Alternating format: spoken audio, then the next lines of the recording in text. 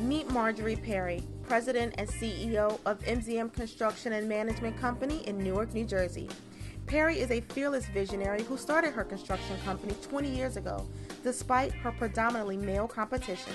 An influential businesswoman, Perry has a proven track record of success, having brokered multi-million-dollar deals with clients, including the Marriott Hotel, the Meadowland Giants, and the Jet Sports Arena.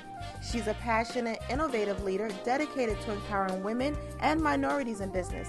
Find out why she's the boss.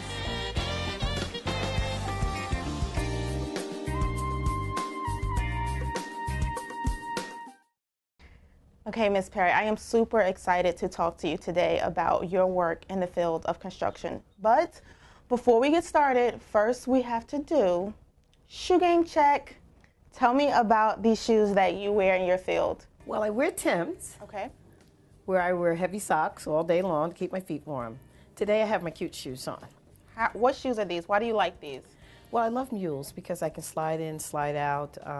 You never know when you have to go into a business development meeting or meet with the bank, so you have to get your shoes quickly, come out your Timbs, put these on, and do what you have to do. It's what we do as ladies. Okay, they're easy. They're easy, very easy. How did you originally come into construction?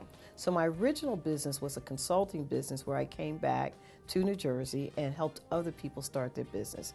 And I met two gentlemen who wanted to start a construction company, and I helped them to get the business started. So that's how I kind of fell into doing construction. So what I had to do was buy them out in '94 because they didn't understand it's going to take a process to grow the business. And I started taking classes over at NYU to actually understand the tools of the trade, the conversations of the trade, and how to actually run a construction company. So on that note, I have to ask you, what is it like for you working in a predominantly male field? Well, the truth, That's how we like it on She's the Boss. I have to go in the men's room every now and then, get my check. Okay. Yeah, I just go right on in there. Gentlemen, I'm sorry, just, hold your breath. John, where's my check? I told you I'll be right up. Where's my check, John? Need my check, okay? Now, we can do this easily, or I can stand here until you completely finish. So every now and then you have to assert yourself, because if you don't, they won't take you seriously. So I'm sure with that attitude, several times you have to combat that label of being the B word. The B word, the H word, the N word, anything that they can think of at the end of the day when they can't have their way. Okay.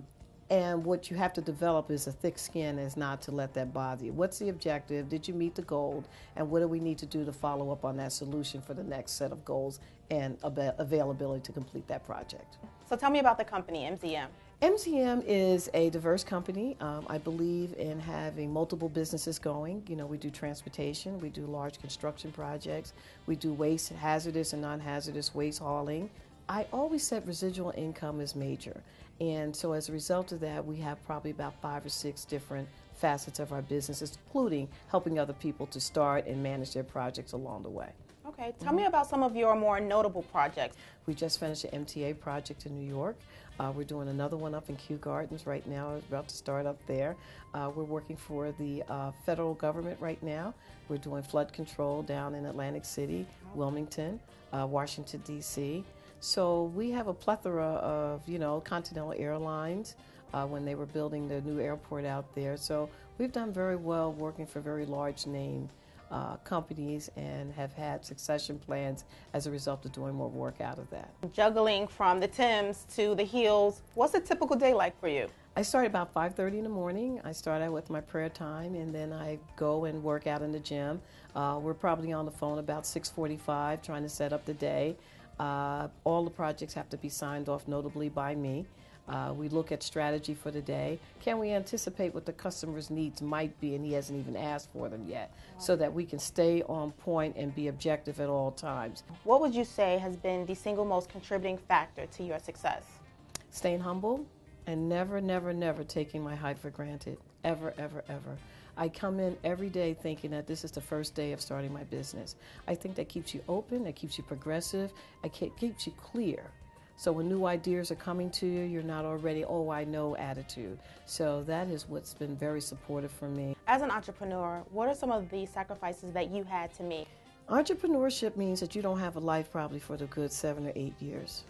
Really, basically, I was working 16 hours a day, you know, to make sure that I stayed on point because my failures lost me a lot of money. So that means file bankruptcy, or do you try to get into the trenches and see how you can recultivate that and keep it going? And I'll say the other sacrifice is that failure was my greatest success because out of every failure, I became stronger and stronger and stronger. And I think that was a personal gift that was given to me. That failure is just success turned inside out.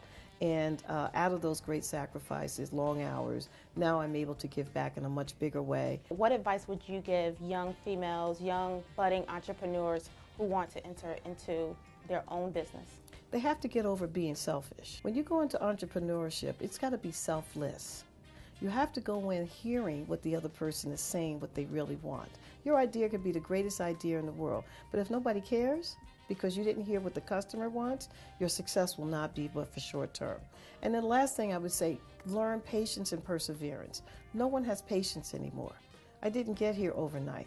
This was a long, slow, gradual journey to get here. But now, just like construction, you have a solid foundation. You can build upon that. It can fall a little bit. You can straighten back up. But if you're looking for the Jay-Z, Beyonce kind of life in 15 minutes, which, by the way, they didn't get there in 15 minutes. People just see the end result.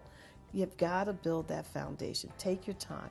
Get great mentors, you know, and listen to the mentors. Don't come back with, I know, I know, I know.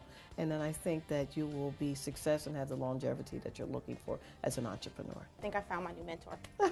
And thank you for watching this episode of She's the Boss. You can watch other episodes at madamnoir.com. In the meantime, be sure to follow us on Twitter at Madam Noir and like us on Facebook.